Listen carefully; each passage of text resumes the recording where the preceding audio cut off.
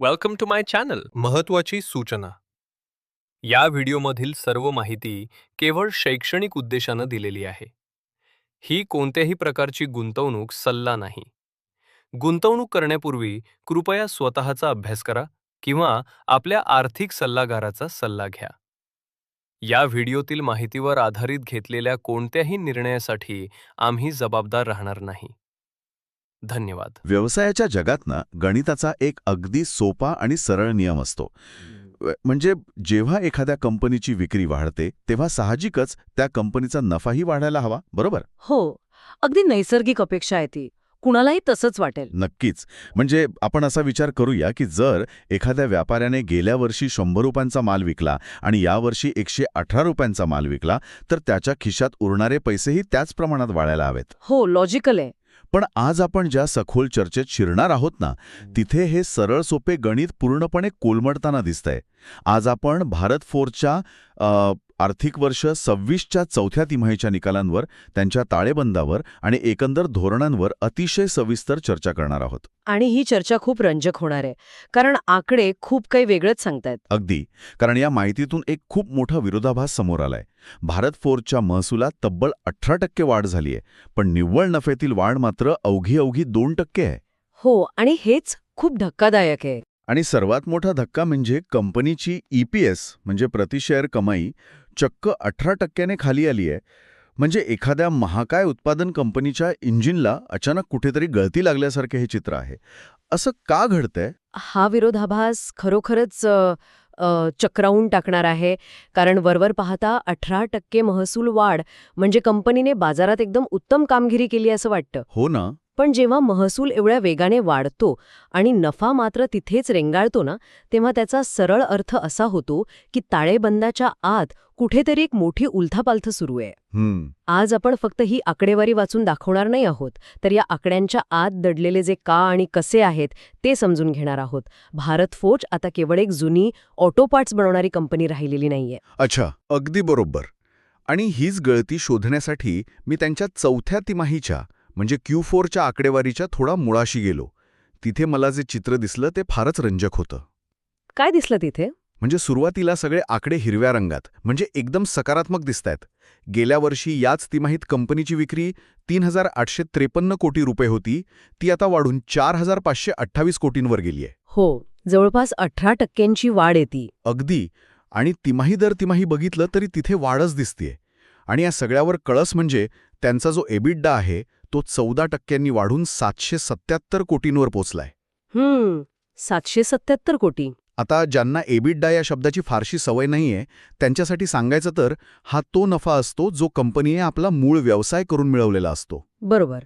म्हणजे टॅक्स देणे, कर्जाचे व्याज भरणे या सगळ्या हिशोबांच्या आधीचा जो शुद्ध नफा असतो ना, तो हा EBITDA वाढतोय म्हणजे कंपनीचे मुख्य ऑपरेशन्स अगदी व्यवस्थित आणि फायद्यात चालू आहेत. होय. आणि EBITDA वाढणे हे स्पष्ट दाखवून देतं की कंपनीच्या कारखान्यांमध्ये जे काही काम चालतंय त्यांची जी उत्पादन क्षमता आहे ती अत्यंत कार्यक्षम आहे. नक्कीच. म्हणजे कच्चा मालाचे दर असू देत किंवा कामगारांचा खर्च, या सगळ्यांवर त्यांचं खूप चांगलं नियंत्रण आहे. इथपर्यंतचा प्रवास पाहिला तर हा एका अत्यंत यशस्वी तिमाहीचा रिपोर्ट वाटतो. पण खरी गोमा इथेच आहे. जेव्हा मी EBITDAच्या खाली जाऊन निव्वळ नफा म्हणजे टॅक्स आणि सगळी वजावट झाल्यानंतर शेवटी हातात उरलेले पैसे बघितले ना, तेव्हा मला खरोखर धक्का बसला. कारण तिथे आकडे पूर्ण बदलतात. हो. हा निव्वळ नफा फक्त 2% वाढून 233 कोटींवर अडकलाय. आणि EPS जो गेल्या वर्षी 5 रुपये 90 पैसे होता तो थेट 4 रुपये 86 पैशांवर आलाय. म्हणजे हे एखाद्या गाडीसारखं आहे जिचं ॲक्सिलेटर पूर्ण दाबलंय, गाडी प्रचंड वेगात धावतेय, पण इंजिनमध्ये कुठेतरी गळती असल्यामुळे मायलेज मात्र सतत कमी मिळतोय. ही गळती नेमकी कुठे झाली? या गळतीचा मुख्य कारण एका अत्यंत विशिष्ट आणि मोठ्या निर्णयात दडलेला आहे. मी सांगते. भारत फोर्सच्या व्यवस्थापनाला या तिमाहीत सुमारे 450 कोटी रुपयांचा इम्पेअरमेंट चार्ज नोंदवावा लागलाय. अरे बापरे, 450 कोटी? हो. आणि हा फटका बसलाय तो त्यांच्या EV म्हणजेच इलेक्ट्रिक व्हेकल व्यवसायातून. हा तो एक मोठा घटक आहे ज्याने त्यांचा सगळ्या वाढीव नफा अक्षरशः खाऊन टाकलाय. 450 कोटी रुपयांचा इम्पेअरमेंट चार्ज. पण हा इम्पेअरमेंट प्रकार नेमका काय असतो? म्हणजे कंपनीने खिशातून थेट 450 कोटी रुपये कुणाला तरी दिले असं असतं का हे? नाही, इम्पेअरमेंट म्हणजे खिशातून रोख रक्कम जाणे नाही. आपण याला एका साध्या उदाहरणाने समजून घेऊया. समजा एखाद्या व्यक्तीने एक जमीन विकत घेतली कारण तिथे एक मोठा महामार्ग होणार आहे अशी बाजारात चर्चा होती. अच्छा, म्हणजे भविष्यात फायदा होईल म्हणून. अगदी बरोबर. त्या आशेवर त्यांनी ती जमीन दुप्पट भावाने घेतली. पण काही वर्षांनी असं होतं की सरकार तो महामार्गच रद्द करतं. आता ती जमीन तिथेच आहे.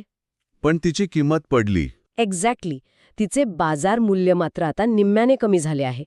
आता त्या व्यक्तीला खिशातून पैसे द्यावे लागले का? नाही. पण कागदोपत्री त्यांच्या संपत्तीचे मूल्य कमी झाले. समजलं. आर्थिक जगात यालाच इम्पेअरमेंट म्हणतात. भारत फोर्जने त्यांच्या ईव्ही व्यवसायात भविष्यात प्रचंड वाढ होईल अशी अपेक्षा ठेवून मोठी गुंतवणूक केली होती. बरोबर. पण आता जागतिक स्तरावर वास्तव वेगळं दिसत आहे. त्यामुळे त्यांनी ताळेबंदातून त्या गुंतवणुकीचे मूल्य 450 कोटींनी कमी केले, जे थेट त्यांच्या निव्वळ नफ्यातून वजा झाले. हे खूपच स्पष्ट करणारं उदाहरण होतं. पण मग ईव्ही व्यवसायात असं अचानक काय घडलं? म्हणजे त्यांना कागदावर का होईना पण एवढे पैसे बुडीत काढावे लागले? ईव्ही तर भविष्याचं इंजिन मानलं जात होतं ना. यामागे जागतिक पातळीवर ईव्ही क्षेत्रात आलेली एक मंदी आणि बदलती गती कारणीभूत आहे. सुरुवातीला ईव्हीसाठी जो एक प्रचंड उत्साह होता जगात, तो आता वास्तवाच्या जमिनीवर आलाय. म्हणजे नेमकं काय झालंय? अनेक देशांमध्ये सरकारांनी ईव्हीसाठी जी सबसिडी किंवा अनुदान मिळायचं ना, हो. ते आता कमी करायला सुरुवात केली आहे. दुसरीकडे जागतिक बाजारात सध्या व्याजाचे दर खूप जास्त आहेत. हो, महागाईमुळे. बरोबर. त्यामुळे कारसाठी कर्ज घेणे महाग झाले आहे. तसेच चार्जिंग इन्फ्रास्ट्रक्चरचा जो अभाव आहे आणि रेंज अँझायटी. रेंज अँझायटी म्हणजे गाडी रस्त्यात बंद पडेल ती. हो, गाडीची बॅटरी रस्त्यातच संपेल की काय ही भीती. यामुळे ग्राहक ईव्ही घेताना आता दोनदा विचार करत आहेत. या सगळ्यात जागतिक मंदीच्या वातावरणाचा थेट परिणाम भारत फोर्जच्या ईव्ही घटकांच्या मागणीवर आणि पर्यायाने त्यांच्या मूल्यांकनावर झाला. अच्छा, म्हणजे जे इंजिन त्यांना भविष्यात सर्वात जास्त वेगाने पुढे नेईल असं वाटत होतं, त्यानेच त्यांना सर्वात मोठा फटका दिलाय. दुर्दैवाने हो. पण हे वाचल्यानंतर ना माझ्या मनात दुसरा एक विचार आला. भारत फोर्जसारखी महाकाय कंपनी केवळ एका इंजिनावर तर नक्कीच चालत नाही. साहजिकच. त्यांचा व्यवसाय खूप पसरलेला आहे. हो, त्यांचा मूळ व्यवसाय अत्यंत अवाढव्य आहे. मग मी त्यांच्या इतर विभागांचे आकडे तपासले. तिथे मला देशांतर्गत आणि जागतिक बाजारातील कामगिरीत एक मोठा विरोधाभास दिसला. तो कसा? भारतात त्यांचे कमर्शियल व्हेकल आणि पॅसेंजर व्हेकल व्यवसाय खूपच भक्कम स्थितीत आहेत. पण मला प्रश्न पडला तो त्यांच्या उत्तर अमेरिकेतील व्यवसायाचा. तिथे काय दिसलं तुम्हाला? अमेरिकेत ट्रक्सची मागणी बऱ्यापैकी चांगली होती, पण त्यांचा ऑइल अँड गॅस विभाग पूर्णपणे कोसळलेला दिसला. आता सध्या जगात ऊर्जेची मागणी खूप जास्त आहे. तेलाच्या किमतीही स्थिर आहेत. मग असं असताना ऑइल आणि गॅस क्षेत्रासाठी लागणाऱ्या उपकरणांची मागणी अचानक का घटली? या प्रश्नाचं उत्तर शोधण्यासाठी आपल्याला तंत्रज्ञानात आणि अमेरिकेच्या फ्रॅकिंग उद्योगात थोडं डोकावं लागेल. फ्रॅकिंग म्हणजे काय? फ्रॅकिंग, ज्याला तांत्रिक भाषेत हायड्रॉलिक फ्रॅक्चरिंग म्हणतात, हे जमिनीच्या खूप खोलवर असलेल्या खडकांमधून तेल आणि नैसर्गिक वायू बाहेर काढण्याचे एक अत्यंत गुंतागुंतीचं तंत्रज्ञान आहे. अच्छा. यात काय करतात? पाण्याचा आणि वाळूचा अतिशय वेगाने आणि उच्च दाबाने खडकांवर मारा केला जातो. हा दाब एवढा प्रचंड असतो ना की तिथे वापरले जाणारे धातूचे पंप, वाल्व आणि इतर उपकरणे अत्यंत मजबूत असावी लागतात. म्हणजे साधे पार्ट्स तिथे टिकणार नाहीत? अजिबात नाही. साध्या धातूचे भाग तिथे क्षणात तुटून पडतील. आणि इथेच भारत फोर्जचे फोर्जिंग तंत्रज्ञान कामी येते. ते असे मजबूत आणि टिकाऊ भाग बनवतात जे या फ्रॅकिंगच्या प्रचंड दाबाला तोंड देऊ शकतात. अरे वा, हे ऐकतानाच त्या उपकरणांच्या मजबूतीची कल्पना येते. पण मग अमेरिकेत या मजबूत उपकरणांची मागणी का थांबली? तेल तर काढतायत ना ते लोक? कारण अमेरिकेतील तेल उत्पादक कंपन्यांनी सध्या नवीन विहिरी खोदणे आणि नवीन फ्रॅकिंग प्रकल्प सुरू करणे अचानक खूप कमी केले आहे. असं का? सध्या व्याजदर खूप जास्त असल्याने कंपन्या नवीन प्रकल्पांमध्ये प्रचंड भांडवल ओतण्याऐवजी त्यांच्याकडे असलेल्या पैशातून भागधारकांना परतावा देण्यावर जास्त लक्ष केंद्रित करत आहेत. याला ते लोक आर्थिक भाषेत कॅपिटल डिसिप्लिन म्हणतात. अच्छा, म्हणजे पैसे वाचवतायत ते? हो, आणि यासोबतच प्रदूषण आणि हवामान बदलांसंदर्भातील नियम अत्यंत कडक होत आहेत अमेरिकेत. एक प्रकारची नियामक अनिश्चितता म्हणजे रेग्युलेटरी अनसर्टेनिटी तिथे निर्माण झाली आहे. उद्या काऊन सरकारने अचानक फ्रॅकिंगवर बंदी आणली तर काय, या भीतीपोटी तिथे नवीन गुंतवणूक थंडावली आहे. आणि जर नवीन प्रकल्पच नसतील तर मग भारत फोर्जच्या उपकरणांना मागणी कुठून येणार? बरोबर आहे. हा तो मुख्य दुवा आहे ज्यामुळे त्यांचा हा ऑइल अँड गॅस विभाग सध्या संघर्ष करत आहे. हे सगळं ऐकल्यावर ना मला त्यांच्या व्यवस्थापनाच्या, विशेषतः चेअरमॅन बाबा कल्याणी यांच्या टिप्पण्यांचा संदर्भ आता अधिक स्पष्ट होतोय. अहवालात त्यांनी स्पष्ट म्हटलं होतं की आर्थिक वर्ष 26 हे आव्हानात्मक होतं. हो, त्यांनी तसं स्पष्ट मेन्शन केलंय. आणि आता त्याची कारणेही आपल्याला स्पष्ट झाली आहेत. युरोपमधील अर्थव्यवस्थेची संथ गती, अमेरिकेतील फ्रॅकिंगमधील मंदी आणि ईव्ही व्यवसायात बसलेला तो 450 कोटींचा धक्का. बरोबर. पण इथेच मला एक मोठा प्रश्न पडतोय आणि मी थोडं प्रतिवाद करू इच्छितो यावर. नक्कीच विचारा. जर एवढी सगळी मोठी इंजिने म्हणजे युरोप, अमेरिका, ईव्ही अडचणीत आहेत, तर मग गुंतवणूकदार आणि बाजार या कंपनीबद्दल अजूनही एवढे आशावादी का आहेत? या कंपनीचा डोलारा नक्की कशावर उभा आहे सध्या? हाच तर या सखोल चर्चेचा गाभा आहे. म्हणजे वरवर पाहता असं वाटतं की त्यांच्या जुन्या पारंपरिक व्यवसायांना गळती लागली आहे. पण या गळतीच्या आडून ना कंपनीने एका अशा नवीन आणि महाकाय व्यवसायाची उभारणी केली आहे ज्याकडे सुरुवातीला फारसे कुणाचे लक्ष नव्हते. असा कोणता व्यवसाय आहे तो? तो व्यवसाय म्हणजे डिफेन्स आणि एरोस्पेस. भारत फोर्ज आता केवळ ट्रक्सचे ॲक्सल किंवा इंजिनचे भाग बनवणारी कंपनी राहिलेली नाहीये. त्यांनी स्वतःला पूर्णपणे एका नवीन अवतारात सादर केले आहे. डिफेन्स आणि एरोस्पेस हे खूपच धक्कादायक आहे. कारण भारत फोर्ज म्हटलं की डोळ्यांसमोर नेहमीच ते ऑटो पार्ट्स किंवा फोर्जिंगचे मोठे कारखानेच येतात. संरक्षण सामग्रीच्या क्षेत्रात त्यांनी असा कोणता मोठा पल्ला गाठलाय? आकडे काय सांगतात? आकडे अक्षरशः थक्क करणारे आहेत. फक्त आर्थिक वर्ष 26 या एकाच वर्षात भारत फोर्जला तब्बल 4,814 कोटी रुपयांच्या नवीन ऑर्डर्स मिळाल्या आहेत. अरे बापरे. आणि यातील सर्वात मोठा वाटा म्हणजे 2,816 कोटी रुपयांच्या ऑर्डर्स फक्त आणि फक्त संरक्षण क्षेत्रातील आहेत. एका वर्षात 2,816 कोटी रुपयांच्या फक्त डिफेन्स ऑर्डर्स. ही रक्कम प्रचंड मोठी आहे एका ऑटो पार्ट्स कंपनीसाठी. आणि ही तर फक्त सुरुवात आहे. जर आपण आजच्या घडीला त्यांचे एकूण डिफेन्स ऑर्डर बुक पाहिले ना, तर तो आकडा चक्क 10,961 कोटी रुपयांवर पोहोचलाय. 10,961 कोटी. क्या बात कर रहे हो. हो, जवळपास 11,000 कोटी रुपयांचा महसूल त्यांना आगामी काळात फक्त संरक्षण क्षेत्रातून मिळण्याची शाश्वती आहे. यासोबतच त्यांचा एरोस्पेस व्यवसायही गती पकडतोय, जिथे त्यांना नवीन जागतिक ग्राहक मिळत आहेत. हा काही एक साधा विस्तार नाहीये. मग हे काय? हा एक अतिशय धाडसी आणि धोरणात्मक पिवट आहे. हा खरोखरच एक खूप मोठा पिवट आहे. म्हणजे जेव्हा तुमच्या पारंपरिक व्यवसायात अडचणी येत आहेत, ईव्हीचं भविष्य थोडं अस्थिर वाटत आहे, तेव्हा तुम्ही गुपचूप एक असा व्यवसाय उभा केला जो कदाचित तुमच्या मूळ व्यवसायापेक्षाही अधिक स्थिर असू शकेल. एक्झॅक्टली. पण मला हे समजून घ्यायचंय की ऑटो पार्ट्समधून डिफेन्समध्ये जाणे हा निर्णय एवढा महत्त्वाचा का आहे? यामागे कंपनीची कोणती व्यावसायिक रणनीती असावी? यामागे उद्योगांचे जे सायक्लिकल स्वरूप असतं ना, ते समजून घेणं अत्यंत महत्त्वाचे आहे. सायक्लिकल म्हणजे? म्हणजे ऑटोमोबाईल उद्योग हा नेहमीच चक्राकार गतीने चालणारा असतो. जेव्हा अर्थव्यवस्था चांगली असते, लोकांकडे पैसा असतो, तेव्हा गाड्यांची, ट्रक्सची खरेदी वाढते. हो, साहजिकच आहे. पण जेव्हा जगात मंदीची चाहूल लागते किंवा व्याजदर वाढतात, तेव्हा लोक किंवा ट्रान्सपोर्ट कंपन्या नवीन वाहने खरेदी करणे पुढे ढकलतात आणि जुन्याच गाड्या वापरतात. यामुळे ऑटो पार्ट्स बनवणाऱ्या कंपन्यांचे महसूल सतत वर-खाली होत असतात. पण डिफेन्स म्हणजे संरक्षण क्षेत्राचे गणित पूर्णपणे वेगळे आहे. ते सायक्लिकल नसते. म्हणजे तिथे मंदीचा परिणाम होत नाही. नाही. जगात आर्थिक मंदी असली तरीही कोणतंच सरकार आपल्या देशाच्या सुरक्षेशी तडजोड करत नाही. संरक्षणासाठी बजेट दरवर्षी ठरलेले असते आणि शस्त्रास्त्रांची खरेदी होतच राहते. हे अत्यंत अचूक निरीक्षण आहे. डिफेन्सच्या ऑर्डर्स ह्या सरकारच्या दीर्घकालीन धोरणांचा भाग असतात. अगदी बरोबर.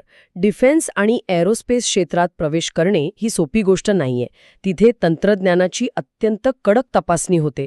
सुरुवातीची अनेक वर्षे फक्त चाचण्यांमध्ये जातात. हो, सिक्युरिटी क्लिअरन्स आणि बरंच काही असतं. हो ना. पण एकदा का तुम्ही तो टप्पा पार केला आणि तुम्हाला कंत्राट मिळाला की तो महसूल पुढची अनेक वर्षे अत्यंत स्थिरपणे येत राहतो. भारत फोर्जने नेमके हेच केले आहे. त्यांनी ऑटो व्यवसायावरील आपले अवलंबित्व जाणीवपूर्वक कमी केले आहे. म्हणजे एक प्रकारे रिस्क मॅनेजमेंट. बरोबर. जर भविष्यात ऑटो क्षेत्रात मोठी जागतिक मंदी आली तरीही हे जे 10,961 कोटींचे डिफेन्स ऑर्डर बुक आहे ना ते त्यांना सहज तारून नेईल. पण इथे एक व्यावहारिक अडचण मला जाणवते. कोणती? असा इतका मोठा बदल करण्यासाठी, तोफा आणि संरक्षण सामग्रीचे कारखाने उभारण्यासाठी प्रचंड मोठ्या प्रमाणावर पैशांची आणि भक्कम आर्थिक पाठबळाची गरज असते. जर पारंपरिक व्यवसायातून येणारा नफा आधीच दबावाखाली असेल तर मग हे नवीन साम्राज्य उभं करण्यासाठी पैसा कुठून येतोय? आणि इथेच भारत फोर्सच्या ताळेबंदाची म्हणजेच बॅलन्स शीटची खरी ताकद दिसून येते. आपण मगाशी त्यांच्या ज्या एबिटाबद्दल बोललो, जो 14% वाढला आहे आणि त्याचं मार्जिन 27% इतकं निरोगी आहे. हो. तो एबिडा त्यांना दररोज भक्कम रोकड म्हणजे कॅश फ्लो मिळवून देतोय.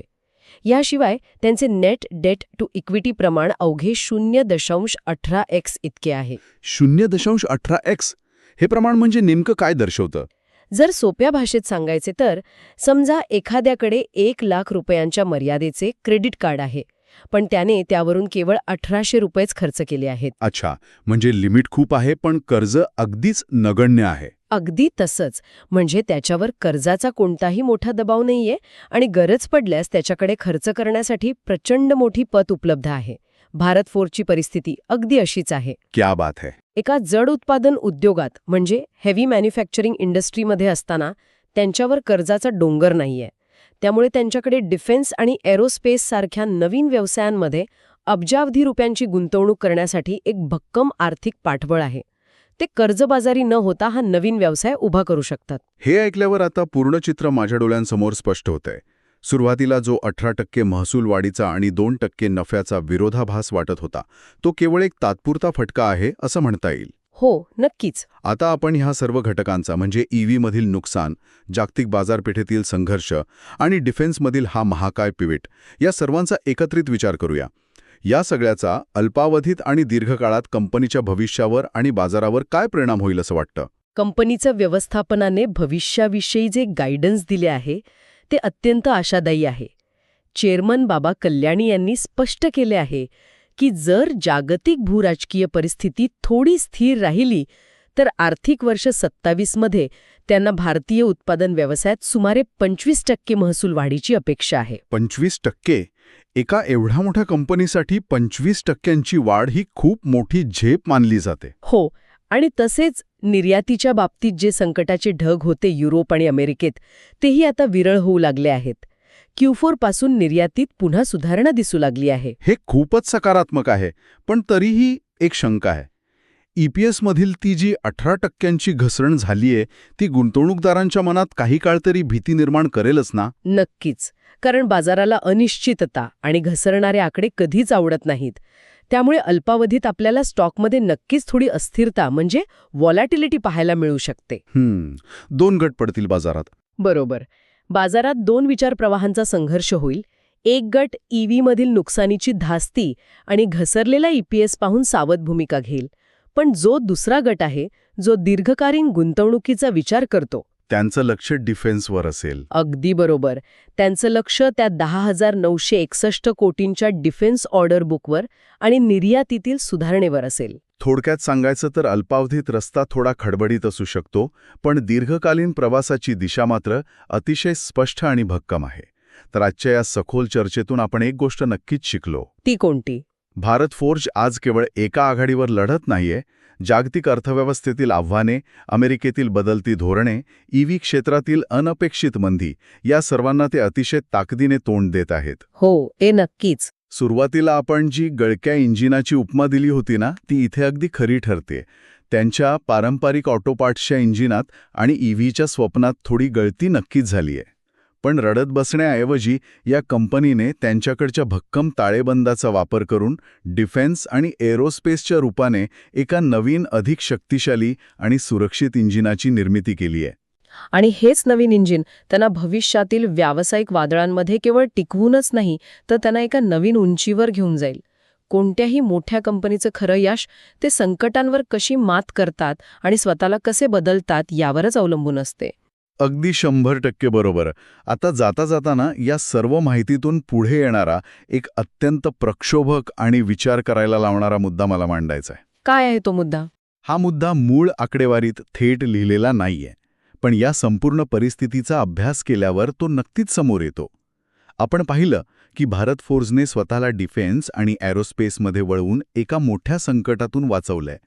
त्यांनी स्वतःसाठी 11,000 कोटींचा एक अत्यंत भक्कम प्लॅन बी तयार केलाय. हो.